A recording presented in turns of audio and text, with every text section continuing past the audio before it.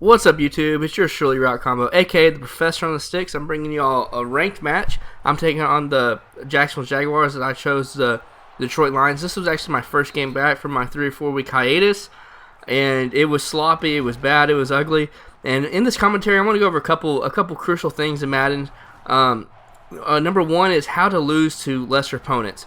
I hear it all the time, like, man, I can beat players that are on my level or better than me, but I always lose to scrubs. So I'll like get plus 15, plus 15, plus 18, and then I'll lose 20 points because to someone who didn't even have hands.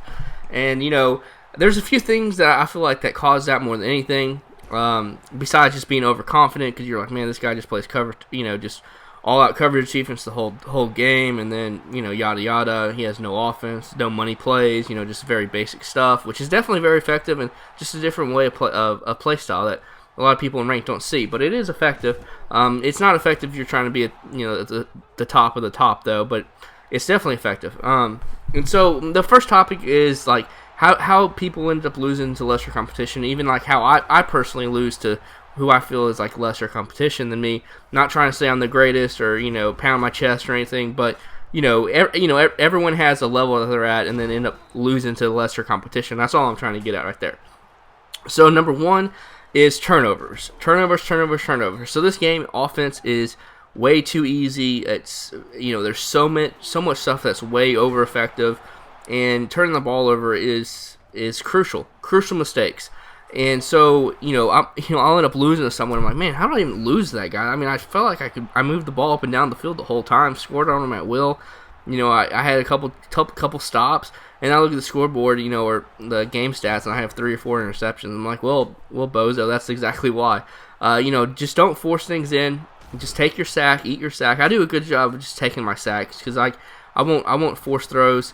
I'll just take my sacks over forcing something. But sometimes I'll make dumb decisions like throwing lob streaks at the people that aren't wide open, and I end up paying for it and getting picked off, or trying to throw a fade route. And the quarterback just kind of overthrows it. So just dumb turnovers to begin with. You gotta stop that. And then number two, the second big thing I feel like is on the offensive end is not converting in the red zone. As you see right here, it's 4th and goal from the 1. I had 1st and goal from the 1 or 2 yard line. Cannot convert at all. Can't get in the end zone. No bueno. And I don't take my points, so it's still 14-7 instead of it being 14-14. Puts a lot more pressure on my defense. I did a good job right there of covering his whip route. And, my lob streak gets picked off, and his lob streak, the guy just flies by him, and then his quarterback throws a complete dot 60 yards down the field. So that's unfortunate on my part. So I'm down 21-7 now with less than a minute left going into halftime. It's my first game back. I'm very rusty. I didn't play this game for 3, maybe even a month. And so it's definitely showing this game. So sorry for the sloppy gameplay. If y'all are like, man, who this ain't the route combo, I know. So once again, he's playing all out coverage defense. You see that so much in ranked matches. It's it gets old, it gets repetitive, it kind of gets boring to me. Just 2-man under defense, and then you put one of the linemen on a purple, and then user another one, or do whatever. So right here, I'm down 28-7. It's not looking good. I'm almost getting the 21-point rule. I'll just try to throw a teabag to Calvin Johnson, but we all know that's not going to work. But is it? This can go on SportsCenter's top 10 plays of the week if I can convert this. Look, Calvin Johnson, he's in double coverage, but but YOLO, baby, teabag. Can he complete the pass though? Because if he can't, all I see is open field and open grass and open space to make it 28-14 and going into halftime. So I'm going to slow it down for y'all right here.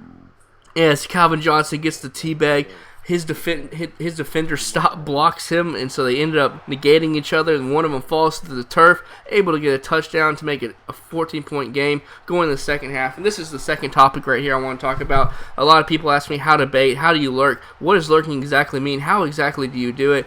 I've talked about it in a previous video, but this is another way of how to create turnovers, how to make your opponent make mistakes. So he's in a split off set formation with 2 running backs. Everyone likes to streak those running backs, and so what I did, I guarded the right receiver that was on the streak for a couple seconds, took a couple steps over there, stopped, hesitated and then sprinted all the way straight to the left because I knew the guy was going to be going out of the backfield on a streak route, something you just have to predict and just know as the game gets older, and you kind of have a sense of what's most effective and what your opponents like to do.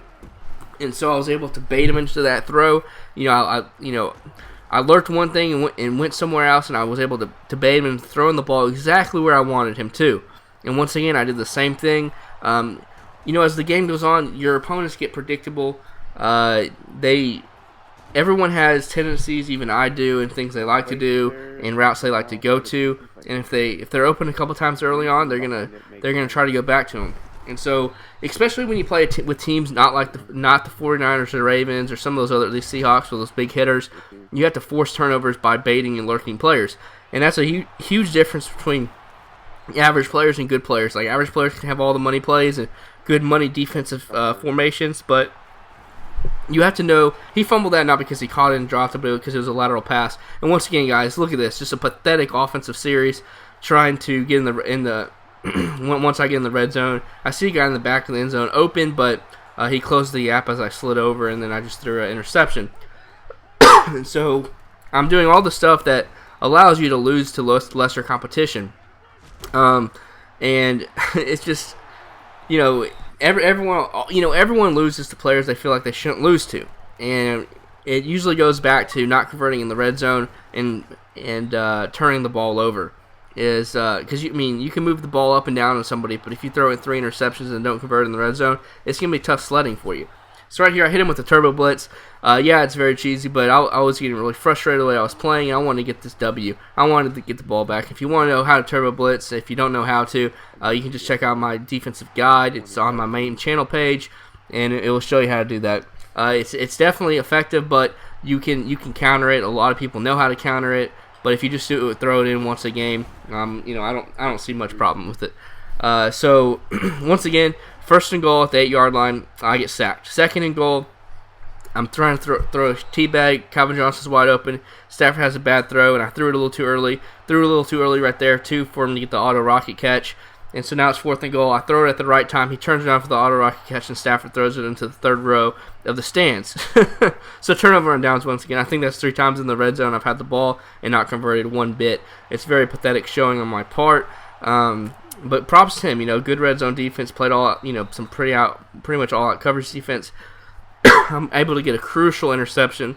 Once again, I was able to stop his offense. Now I need to convert. I'm running the ball here because I'm really just trying to waste some of the clock. I haven't really ran the ball too much on him this game, and I know he's playing all out coverage defense. So I'm trying to make him get out of that coverage defense and then maybe hit him once over the top or with a post route or something when he gets out of that coverage defense. Look at him. He's still in the coverage defense because my run has not been too effective. Luckily, there's no defensive awareness in this game, so that lineman just stood there as Stafford ran to the sideline to get a first down. So now it's first and 10 at the 17-yard line, only 20 seconds left. I throw it into the dirt. Second down, I decided to hit him with the draw from single back bunch. Get 8 yards, so now it's 3rd and 2. I'm going to hit him with the makeshift screen out of Wytrell, a tip I posted out of strong close. And right there, if my receiver could have got the block on that second guy, I just had the user defender one-on-one. I'm pretty sure I could have juked him out for a touchdown. But if worst comes to worst, I would have got a first down, though. So 4th and 2, my read right here should be A first, then X, and then just throw up to Calvin if neither one of them was open. A's wide open. He's lurking X. But I just threw it to Calvin, and I'm gonna end up taking the loss. I was like 0 for 4 in the red zone. So that's how you lose to lesser competition right there. So I hope you all enjoy this. Be sure to follow me on Twitter, like and subscribe if you haven't, and I will see you on the sticks. Peace out, guys.